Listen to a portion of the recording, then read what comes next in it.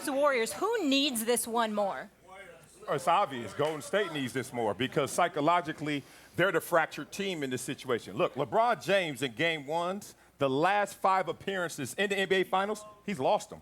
But guess what? He's also won 3 championships in those last 5 appearances. So this is a guy who says, look, I'll spot you a game just so I could go play this mental chess match and figure out what you need and what you can't defend. And then all of a sudden, Game 2s, Game 3s, we saw him down 3-1 last year.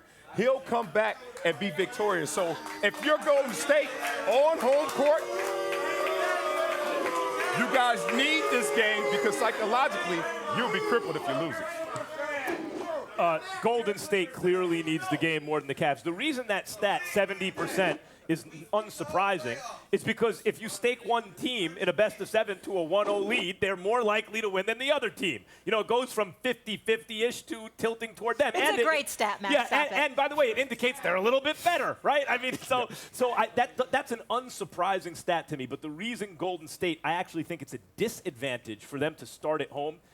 Number one, the Cavs play better on rest. In this whole series, like this whole season and postseason, you see they've had long rests. They come out in Game 1, you're like, okay, you can't beat them because, especially at LeBron's age, giving all the mileage on his legs, no player's played this many minutes ever in his career and still been the best player in the game. But that's why he takes the foot off the pedal on defense during the regular season. He knows he has to save his energy. So the rest in the playoffs helps the Cavs. But more importantly than that, the Warriors are at a disadvantage because if you lose home court, if you're at home and you lose either one of those 2 games to the Cavs and you give them back home court, not just psychologically is that bad, but you still have, like, you can still defend your home court. The old saying, it's not a series till the home team loses a game. Well, damn it, you know, if Golden State loses the first game, it's a series, and they're the favorites, and all of a sudden that goes away.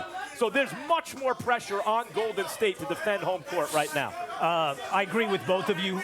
First of all, on the LeBron side of the equation, I totally agree. If he loses this game, guess what? I've been there before. Been there. I was there last year. Yep. I was down 3-1. I'm not scared. This will be all right.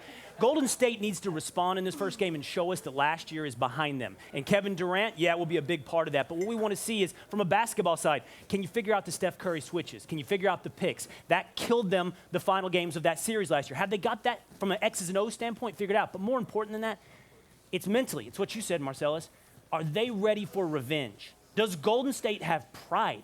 They choked up a 3-1 lead last year to LeBron. If they give away the first game in this series, it's going to be hard not to recognize this thing is going the same way it went before, both psychologically and X's and O's. The mental, especially for Curry, but also for Durant, is big here because if you said, who do you trust with the ball in their hands at the end of the game, among the top 4 players in this series, both of them are on the Cavs. You trust LeBron and Kyrie at the end of games in the playoffs based on what we've seen. Look, I saw Durant in Game 7 against you guys. How'd it look? And I saw Steph Curry last year. But one thing about the switches, Steph couldn't hit the shot with Kevin Love on him last year, right? Like they were switching bigs onto him, and he couldn't get separation from 7-footers. But that was because he really was hurt. Like Steph, he was not hurt. He was absolutely hurt. Steph was not hurt. I can prove to you why Steph Curry wasn't hurt. He was obviously hurt. Do you guys remember when Steph Curry in the Western Conference Finals had big games, pointed to his watch, it's time, I'm back. Remember that? Yep. Then he gets into the finals, and all of a sudden it gets a little contentious. And there was one play, a dead ball moment, where Steph Curry had the ball and decides to dunk a basketball, which he rarely does, during a timeout. And LeBron James just carefully swats it. Now, take it from a guy. And screamed on him. And screamed on it. Now, take it from Steph a guy. And Steph kind of walked away. Who's been injured before. You don't do extracurriculars, especially when they don't count. That was a dead ball timeout, and you're going up for a dunk. That let me know he's trying to feel moment, himself. Come on. Hey, he's trying to get himself going. Physically, he was okay, but psychologically, he just got crippled. He was I could see.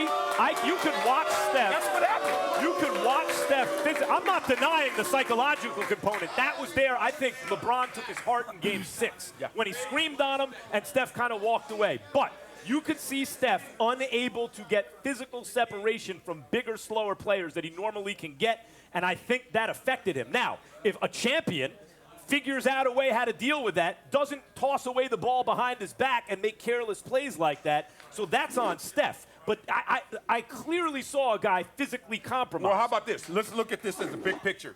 they lost 3 straight games to lose a championship. Now, Yes. now as a player, you're thinking next season, next opportunity, things will be different. And did that happen on Christmas?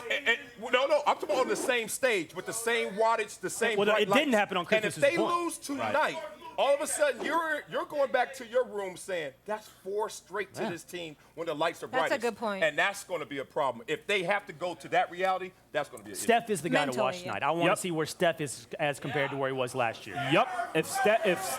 The Steph needs to be throughout this series.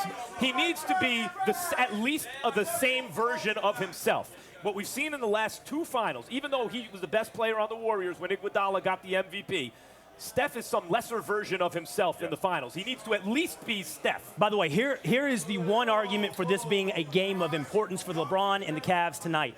We all know that if this Golden State train gets rolling, it's going to go steaming down the tracks. We said that last year. It didn't last year. It didn't last year. We said that last year. Well, I mean, that's partly. Kevin Durant. Yeah, right. They replaced Kevin Durant. Kevin Love, who is different this year than he was last year. Kevin Love. Okay. Last You year get he Kevin said that. Love, I get Kevin I didn't Durant. say that. But look, you have got trade Kevins, You yeah. get Kevin Durant, but what happened to Klay Thompson? Think about it. It's a balancing act that's going on right Yeah, there. but you see what you just said? A lot of times there's so many guys to account for who can murder you on the Warriors that a lot of times the responsible defensive decision, the responsible one, is either KD or Clay is wide open from 3. Isn't their motto And you did strength in everything right. numbers? Yeah. They are loaded if and Klay stacked. shows up so far this postseason. They that's replaced clutch. Harrison Barnes with Kevin Durant. And you could have replaced Harrison Barnes with you, and they'd have won last year. I've seen you hit some threes. Yeah. All you needed Harrison Barnes to do is hit some threes. Little wet out there.